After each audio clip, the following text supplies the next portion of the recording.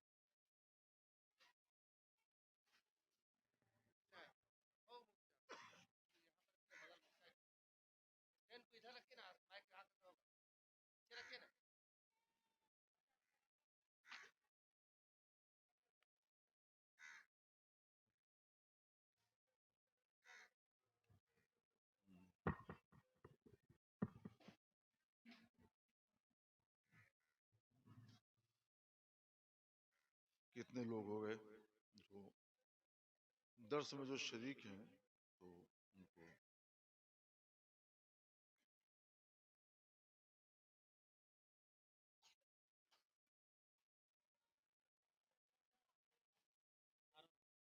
ماشاءاللہ یہ لوگ کہیں کے فارغ ہیں؟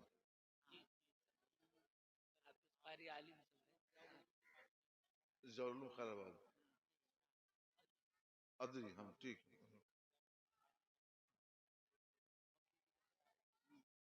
اچھا اچھا ٹھیک ہے، بہتر ہے۔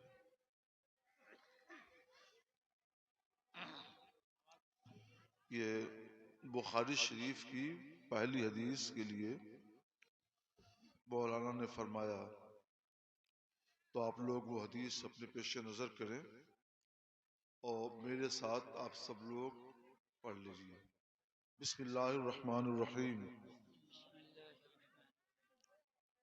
حدثنا الحمیدی قال حدثنا سفیان قال حدثنا یحیی بن سعید الانصاری قال اخبرنی محمد بن ابراہیم التیمی انہ سمع القمۃ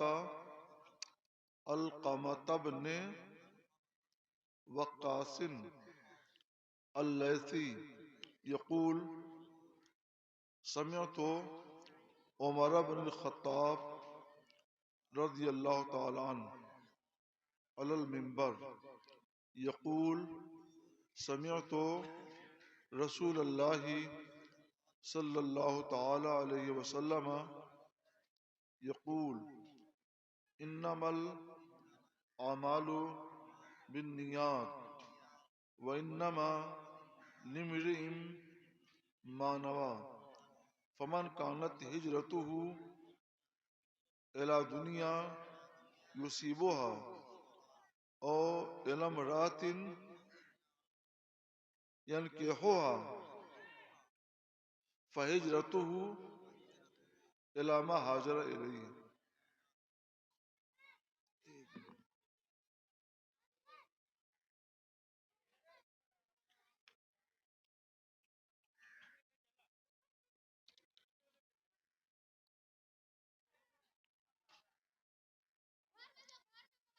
یہ حدیث شریف صفحہ 13 پر بھی ہے، تو اس میں ایک جملہ اور بھی ہے، فمن کانت ہجرتہ الی اللہ ورسولہ فہجرتہ الی اللہ ورسولہ، اور بات کی وہ ساری باتیں ہیں جو ابھی آپ نے اس میں پڑھی ہیں۔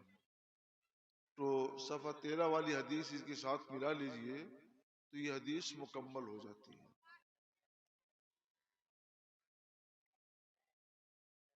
امام محمد بن اسماعیل بخاری رضی اللہ تعالی عنہ نے جن پاکیزہ صفات لوگوں سے یہ حدیث پاک سنی، انہوں نے سب سے پہلے ان کا نام نامی بیان کیا ہے۔ فرماتے ہیں حدیث بیان کی ہم سے حضرت حمیدی رضی اللہ تعالیٰ عنہ نے، یہ امام بخاری رضی اللہ تعالیٰ عنہ کے جلیل القدر استاذ ہیں۔ وہ فرماتے ہیں کہ حدیث بیان کی ہم سے سفیان نے، یہ ان کے استاذ ہیں۔ وہ فرماتے ہیں حدیث بیان کی ہم سے یحییٰ بن سعید انصاری نے، یہ ان کے استاذ ہیں۔ وہ کہتے ہیں خبر دی مجھ کو محمد بن ابراہیم تیمی نے، یہ ان کے استاذ ہیں۔ انہوں نے سنا علقمہ بن وقاص لیثی سے، یہ ان کے استاذ ہیں، یہ تابعی ہیں۔ وہ فرماتے ہیں کہ سنا میں نے حضرت عمر بن خطاب رضی اللہ تعالی عنہ سے کہ وہ ممبر پر یعنی ممبر نبوی پر جلوہ افروز ہو کر فرما رہے تھے۔ کیا فرما رہے تھے؟ سمعت رسول اللہ صلی اللہ علیہ وسلم یقول۔ امام بخاری رضی اللہ تعالیٰ عنہ نے کتنے رجال کے واسطے سے سمعت رسول اللہ کہا؟ ایک حضرت حمیدی رضی اللہ تعالیٰ عنہ، دوسرے حمیدی جو ہیں ان کا نام عبداللہ بن زبیر ہے، عبداللہ بن زبیر حمیدی۔ دوسرے ہیں ان کے استاذ سفیان رضی اللہ تعالیٰ عنہ۔ تیسرے ہیں ان کے استاذ حضرت یحییٰ بن سعید انصاری۔ چوتھے ہیں ان کے استاذ محمد بن ابراہیم تیمی۔ پانچویں ہیں ان کے استاذ علقمہ بن وقاص لیثی، اور چھٹے ہیں ان کے استاذ حضرت سیدنا عمر فاروق اعظم رضی اللہ تعالیٰ عنہ۔ تو 6 رجال صالحین کے واسطے سے امام بخاری رضی اللہ تعالیٰ عنہ حاضر ہو گئے بارگاہ رسالت میں۔ اب وہ جو کہہ رہے ہیں کہ رسول اللہ نے فرمایا، تو گویا امام بخاری فرما رہے ہیں کہ رسول اللہ نے فرمایا، میں سن رہا تھا۔ عالم روحانیت میں وہ سرکار کی بارگاہ میں ان واسطوں کے ذریعے حاضر ہو گئے، اور حضرت عمر بن خطاب نے جو فرمایا سمعت رسول اللہ صلی اللہ علیہ وسلم یقول، تو گویا ان کی بارگاہ میں حاضر ہو کر ان کا ارشاد سن رہے ہیں۔ ایک حسرت کی بات ہو سکتی ہے کہ وہ لوگ سرکار کے زمانے سے قریب تھے تو انہیں ایسے رجال صالحین مل گئے۔ کیا ہمارے لیے بھی ایسا ہو سکتا ہے؟ ہو سکتا ہے اور ہے۔ مجھے حدیث نبوی کی اجازت دی حضرت سیدی برہان الحق برہان ملت مولانا برہان الحق جبل پوری قادری رضوی رضی اللہ تعالیٰ عنہ، تقریباً 100 سال کی عمر پائی تھی انہوں نے، کچھ کم 100 سال۔ وہ کہتے ہیں کہ ان کو اجازت دی مجدد اعظم اعلی حضرت امام احمد رضا قدس سرور، حضرت نے بھی بہت لمبی عمر پائی، 150 سال ہم لوگ آگے پہنچ گئے، اور انہوں نے درمیان میں کئی واسطوں کو چھوڑ کر نہیں، ان سے آگے بڑھتے ہوئے سماع حدیث کیا، اجازت حاصل کی حدیث پاک کی حضرت سیدی آل رسول احمدی مولانا نبی رضی اللہ تعالیٰ عنہ۔ یہ وہ بزرگ ہیں جو فرماتے ہیں کہ جو میرا ظاہر ہے وہ سراج الہند شاہ عبد العزیز محدث دہلوی رحمۃ اللہ علیہ کا باطن ہے. اتنے بڑے بزرگ اور ان کا سلسلہ امام بخاری تک موصول ہے. سلسلہ بسلسلہ ایسے رجال صالحین کے ذریعے بلا انقطاع ان کا سلسلہ امام بخاری رضی اللہ تعالیٰ تک پہنچتا ہے. اور امام بخاری رضی اللہ تعالیٰ کا سلسلہ 4 واسطوں سے بلا انقطاع حضرت عمر فاروق اعظم رضی اللہ تعالیٰ تک پہنچتا ہے. اور ہم سب لوگ ان کی بارگاہ میں حاضر ہیں مسجد نبوی شریف میں گویا. اور حضرت عمر بن خطاب فرما رہے ہیں، ہم لوگ سن رہے ہیں. کیا فرما رہے ہیں؟ سمعت رسول اللہ صلی اللہ علیہ وسلم یقول. یہ بہت ادب بارگاہ ہے. ہم لوگ کو بہت مؤدب ہو کر اور گویا اپنے آپ کو بارگاہ رسالت میں حاضر ہو کر کے سننا چاہیے. رسول اللہ صلی اللہ تعالی علیہ وسلم نے فرمایا، کیا فرمایا؟ انما الاعمال بالنیات. اعمال نیتوں کے ساتھ ہے، اور کسی آدمی کے لیے وہی ہے جو اس نے نیت کی. تو جس کی نیت، اب یہاں پہ سب سے پہلے وہ جملہ ہے فمن کانت ہجرت اللہ ورسولہ فہجرت اللہ ورسولہ. اس کا ترجمہ میں کرتا ہوں. تو جس کی ہجرت اللہ اور اللہ کے رسول کی طرف ہوگی تو اس کی ہجرت اللہ و رسول کے لیے. اس کے بعد اب یہاں کا جملہ لیجئے، اور جس کی ہجرت دنیا کے لیے ہوگی وہ دنیا پالے گا، یا جس کی ہجرت کسی عورت کے لیے ہوگی تو اس سے نکاح کر لے گا، تو اس کی ہجرت اس کی طرف ہے جس کی طرف اس نے ہجرت کی. یہاں ہم بہت اختصار کے ساتھ یہ بات بیان کرتے ہیں کہ امام محمد بن ادریس شافعی رضی اللہ تعالی عنہ اسی حدیث کی بنیاد پر یہ فرماتے ہیں کہ وضو کے لیے نیت شرط ہے. اگر کسی نے وضو کیا اور نیت عبادت نہیں کی تو اس کا وضو صحیح نہیں ہوا، کیونکہ حضور فرماتے انما الاعمال بالنیات. اعمال کا مدار نیتوں پر ہے، اعمال نیتوں کے ساتھ ہی ہیں. جب نیت نہیں پائی گئی تو عمل نہیں پایا گیا، یعنی وضو نہیں پایا گیا، اور جب وضو نہیں پایا گیا تو نماز بھی نہیں. تو یہ بہت اہم بات ہو گئی. حضرت سراج الامہ امام اعظم ابو حنیفہ رضی اللہ تعالیٰ عنہ فرماتے ہیں کہ اعمال کا ثواب پانے کے لیے، کوئی اعمال مراد عبادات ہے، کوئی بھی عبادت ہو اس کا ثواب پانے کے لیے نیت ضروری ہے. اس عبادت کے وجود کے لیے نیت ضروری نہیں ہے. پہلے میں بتا دوں کہ عبادتیں 2 طرح کی ہیں. عبادات مقصودہ جیسے نماز، روزہ، حج، زکوٰۃ وغیرہ، اور دوسری وہ عبادات جو غیر مقصودہ ہیں، اور یہ عبادتیں نماز وغیرہ کے لیے شرط ہوتی ہیں. تو اس پر سب کا اتفاق ہے کہ عبادات مقصودہ میں تو نیت ضروری ہے. کیا امام شافعی رضی اللہ تعالیٰ عنہ اور کیا امام اعظم ابو حنیفہ رضی اللہ تعالیٰ عنہ، یا کیا دوسرے ائمہ سب کا اتفاق ہے؟ تو ہماری گفتگو اس میں نہیں ہے. وضو اس سے مقصود نماز ہے تو وضو ہے، اور وضو جیسی جو اور عبادتیں ہیں جو دوسری عبادتوں کے لیے وسیلہ بنتی ہیں، ذریعہ بنتی ہیں، ان عبادتوں کے وجود کے لیے اور صحیح ہونے کے لیے بھی نیت ضروری ہے کہ نہیں. تو امام شافعی رضی اللہ تعالیٰ فرماتے ہیں ان کے لیے بھی نیت ضروری ہے، کیونکہ حدیث پاک میں انما الاعمال بالنیات، اعمال نیتوں کے ساتھ ہی صحیح ہوں گے. تو نیت نہیں پائی گئی تو وضو نہیں پایا گیا. امام اعظم رحمۃ اللہ علیہ فرماتے ہیں نہیں، اعمال کا ثواب نیتوں پر موقوف ہے. اگر عبادت کے ساتھ نیت پائی جائے گی تو عبادت کا ثواب ملے گا، اور عبادت کے ساتھ نیت نہیں پائی جائے گی تو ثواب نہیں ملے گا. وضو بنا لیا، نماز پڑھ سکتے ہیں، لیکن وضو کرنے کا ثواب نہیں ملے گا.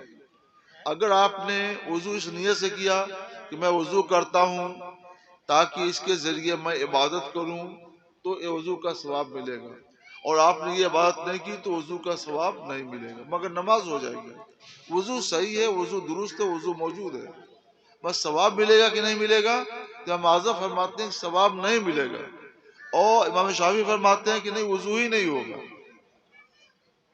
وہ فرماتے وضو ہی نہیں ہوگا، لہٰذا نماز ہی نہیں ہوگی۔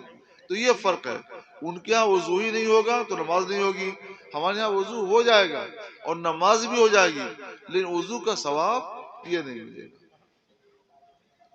یہ اتنا زبردست اختلاف ہو گیا دو بڑے اماموں کے درمیان کہ اس میں بڑے بڑے فقہا اور امام الجھ گئے، کوئی حل نہیں نکلا۔ اللہ نے یہ توفیق عطا فرمائی کہ اسی حدیث سے وہ حل بھی نکلتا ہے۔ اگر آپ لوگ غور کریں گے تو میری بات سنیے، یہی حدیث دلیل امام بخاری کی، یہ حدیث دلیل ہے امام اعظم کی، یہی حدیث دلیل امام شافعی کی، دونوں کی دلیل میں یہ حدیث ہے۔ اور امام اعظم رحمۃ اللہ علیہ کی کا جو موقف ہے، امام اعظم ابو حنیفہ رحمۃ اللہ علیہ کا جو موقف ہے، اس موقف اور مذہب کا ثبوت بھی یہی حدیث ہے، ترجیح اسی سے ہوتی ہے۔ اب اس کو سنیے، یہ اس لیے سمجھاتا ہوں، سمجھانا ضروری ہوتا ہے کہ لوگ یہ سمجھتے ہیں کہ بخاری شریف پر حنفی عمل نہیں کرتے ہیں۔ تو میں آپ کو بتاؤں کہ سب سے زیادہ دنیا میں بخاری شریف پر جس کا عمل ہے وہ ہم اہل حق اہل سنت و جماعت ہے، عقائدی باب میں، اور فروع کے باب میں جس کا سب سے زیادہ عمل ہے وہ ائمہ حنفیہ ہیں، اور امام اعظم ابو حنیفہ رحمۃ اللہ علیہ ہیں اور ان کے مقلدین ہیں۔ صرف اسی ایک حدیث میں اس کو واضح کرتا ہوں، اگر ہر حدیث پہ ایسے پڑھاؤں اور پڑھاتا ہوں تو آپ کو پھر میرے ساتھ مہینوں رہنا پڑے گا۔ تو ایک حدیث میں پڑھاتا ہوں تو سنیے اس کو۔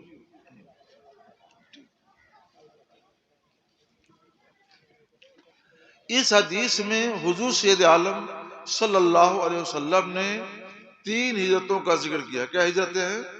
3۔ پہلی ہجرت کیا ہے؟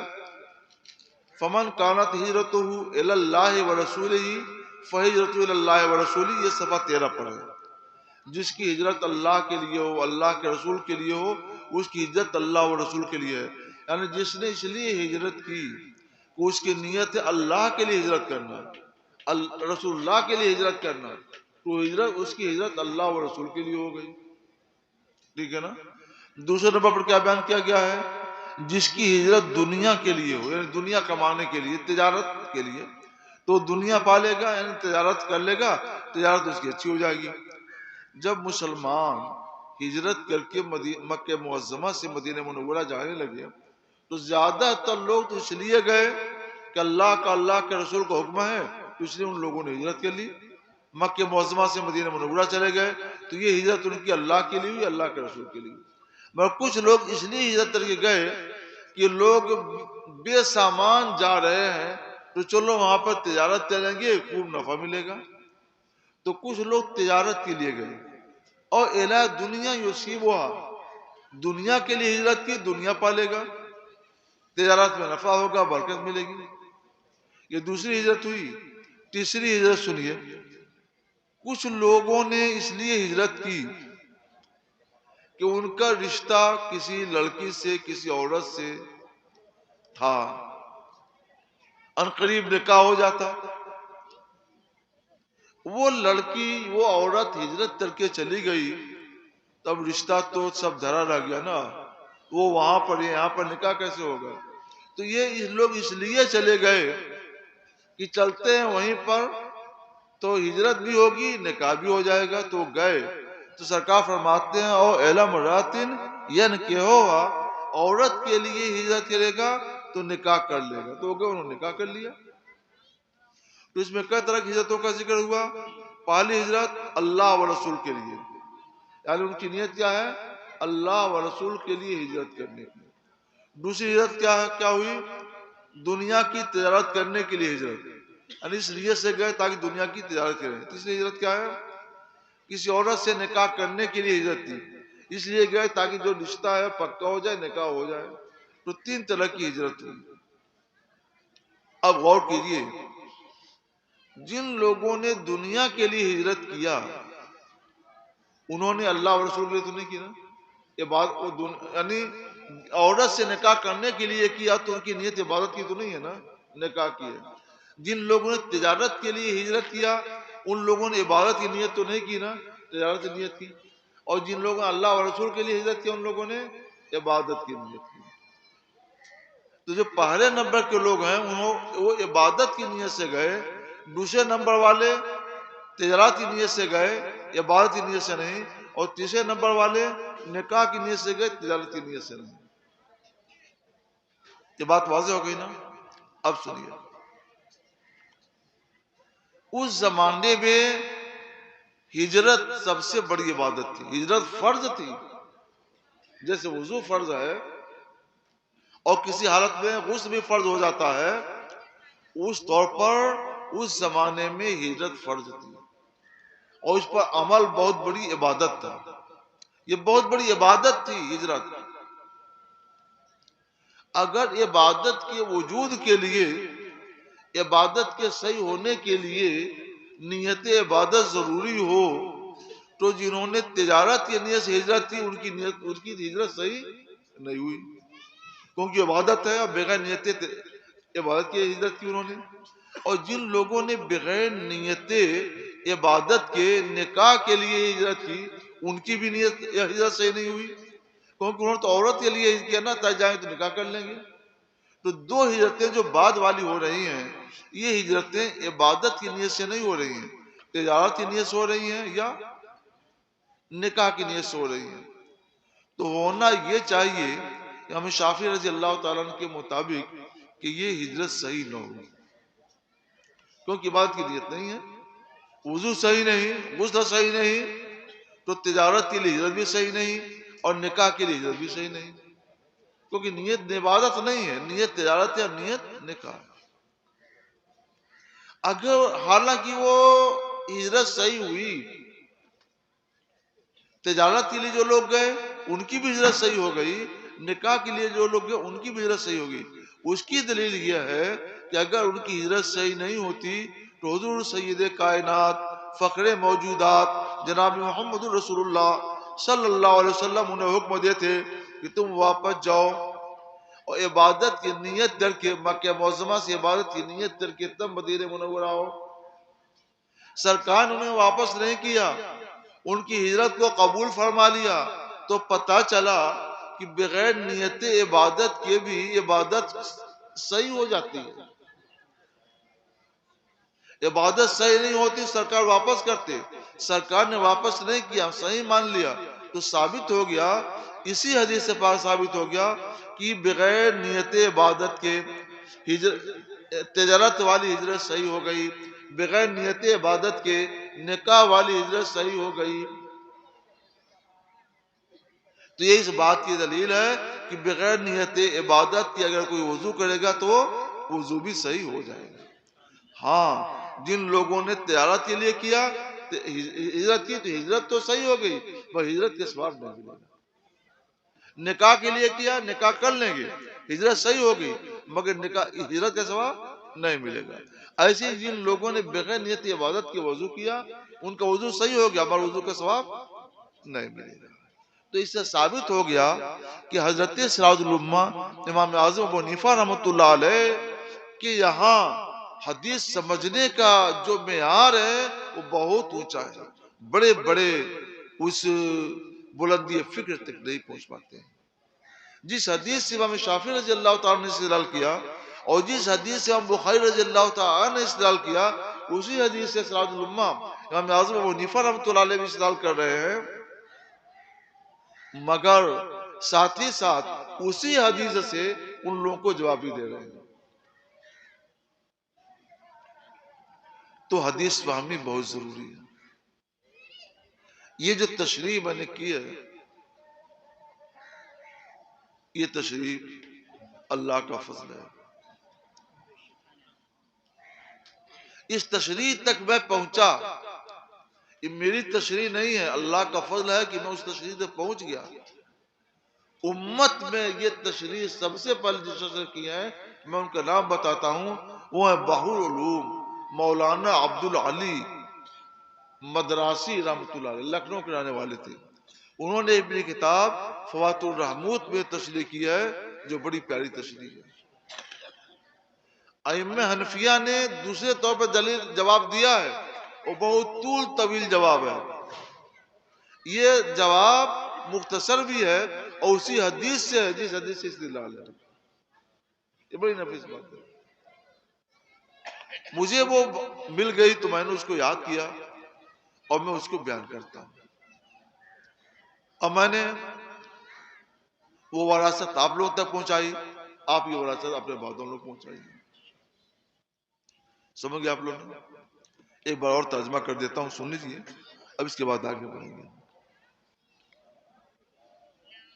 عمر بن خطاب رضی اللہ تعالیٰ عنہ رسول اللہ کے منبر پر جلوہ افروز ہو کر فرما رہے تھے کہ میں نے رسول اللہ صلی اللہ علیہ وسلم سے فرماتے ہوئے سنا کہ اعمال محض نیتوں کے ساتھ ہیں اور آدمی کے لیے وہی ہے جو اس نے نیت کی۔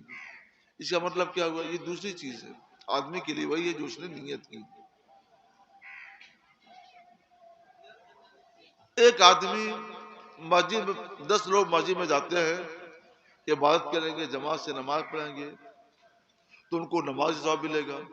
کچھ لوگ جاتے ہیں کہ نماز بھی پڑھیں گے اور رک کر تلاوت بھی کریں گے تو ان کو نماز میں بھی ثواب ملے گا، تلاوت بھی ثواب ملے گا۔ کچھ لوگ مسجد کو جاتے ہیں کہ راستے میں کوئی اپائج ملے گا، سہارا دے دیں گے، کوئی فقیر ملے گا تو اس کی مالی مدد کر دیں گے تو ان کو نماز کے ساتھ ان باتوں کو بھی ثواب ملے گا۔ انما لمرئ ما نویٰ، جس آدمی جس نیت سے جائے گا اس کو ثواب ملے گا۔ ایک آدمی اور مسجد میں جاتا ہے، وہ اس لیے جاتا ہے کہ موقع ملے گا تو میں گھڑی چرا لاؤں گا۔ جا رہا ہے نماز پڑھنے کے لیے، لوگ سمجھے نماز پڑھنے کے لیے جا رہا ہو، جا کے سب تاک لیا، جگہ دیکھ لی اور رات میں جب موقع ملا گیا گھڑی چرا لیا تو اس کو بھی ثواب ملے گا؟ نہیں۔ انما لمرئ ما نویٰ، آدمی کو وہی ملے گا جو اس کی نیت کی۔ انہوں نے چوری کی نیت کی تو اس کو چوری کا گناہ ملے گا، چوری کر لے گا چوری کا بھی گناہ ملے گا، اور چوری نہیں کرے گا تو نیت کا گناہ ملے گا۔ تو انما لمرئ ما نویٰ کا مطلب یہ ہے۔ تو جس کی ہجرت اللہ و رسول کی طرف ہو اس کی ہجرت اللہ و رسول کے لیے ہے، اور جس کی ہجرت دنیا کے لیے ہو یعنی تجارت کے لیے، وہ دنیا پا جائے گا، یا جس کی ہجرت عورت کے لیے ہو تو عورت سے نکاح کر لے گا۔ فہجرت ہو تو ہر کسی کی ہجرت اسی کی طرف ہے جس کی نیت سے وہ ہجرت کرے گا۔ ایک حدیث مکمل ہو۔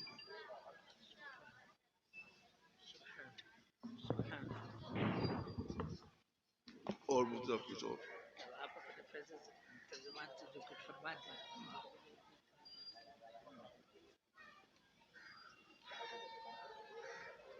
برکت کے لیے ایک حدیث پاک پڑھ لینا کافی ہے۔ ہم پڑھائیں گے تو پھر اسی طور پر آپ لوگ کو سب کچھ پڑھتے رہیں گے۔ یہ کون لوگ ہیں؟ اچھا اچھا، ہاں ٹھیک ہے ٹھیک ہے، بس تھوڑا سا اور آپ لوگ بیٹھیے جیسے ہیں۔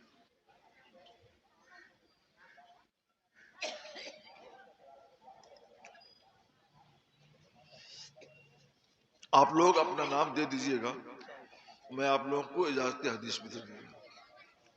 ہمارے پاس حدیث کی بہت اعلیٰ سند ہے، یعنی حضرت برہان ملت مولانا عبد الباقی رحمۃ اللہ تعالی عبد الباقی مولانا الحق رحمۃ اللہ علیہ سے اور ہمارے درمیان تقریباً 100 سال کا فاصلہ ہے۔ قسمت نے یاوری کی تو میں نے ان سے ذات حاصل کر لی، تو 20 میں کوئی واسطہ نہیں، 100 سال کے 20 میں، بلکہ وہ واسطہ تو زیادہ ہو گیا کیونکہ میری عمر بھی 69 سال کی ہو گئی، تو 150 سال سے زیادہ کا واسطہ تو یہی ہو گیا۔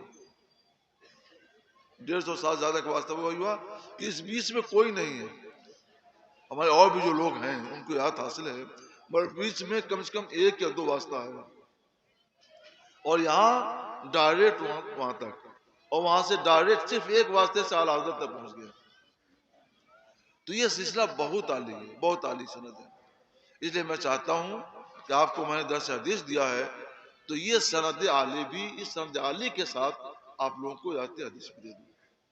تو میں آج کی اس مجلس میں اس سند عالی کے ساتھ آپ لوگوں کو اجازت حدیث دیتا ہوں، اس شرط کے ساتھ کہ آپ لوگ ظاہر و باطن میں تقوی شعار رہیں، حدیث کے مطابق عمل کریں، لڑائی جھگڑے سے، نفاق سے، غیبت سے، جھوٹ سے، حسد سے پاک صاف رکھیں، سینے کو ان تمام آلائشوں سے پاک صاف رکھیں. ہمارے حضرت قاری صاحب ماشاءاللہ انہوں نے ان علاقوں میں علم قرآن کو زندہ کیا ہے، ان کا ساتھ دیں. اور حضرت مولانا مفتی فیروز القادری صاحب ہیں ماشاءاللہ، اچھی صلاحیت کے مالک، علم حدیث میں، علم فقہ میں، اس جوار میں ایک بہتر شان رکھتے ہیں. یہ ان کے ساتھ رہیں، کوئی گروپ بندی نہ ہو، دین کی خدمت کریں، یہی آپ کا مقصد ہوگی. اگر گروپ بندی کی نیت ہوگی تو وہی ملے گا جو کریں گے، اور عبادت کی نیت ہوگی تو اللہ کا ثواب ملے گا. تو اللہ کی رضا کے لیے اور رسول اللہ کی رضا اور خوشنودی کے لیے آپ لوگ کام کریں. کام وہ لے لیجئے تم کو جو راضی کرے، ٹھیک ہو نام رضا تم پہ کرو. تو میں اس سند عالی کے ساتھ آپ لوگوں کو اجازت حدیث دیتا ہوں. آپ لوگ اپنا نام حضرت مفتی صاحب کو، فیروز القادری صاحب کو لکھ کر دے دیجئے گا، نام، ولدیت، پتہ، اور جس مدرسے سے آپ لوگ فارغ ہوئے وہ بھی دے دیجئے گا. تو اب انشاءاللہ تعالی مفتی صاحب کو سند بھیج دوں گا اور پھر یہ آپ لوگوں کو جاری کر دیں گے.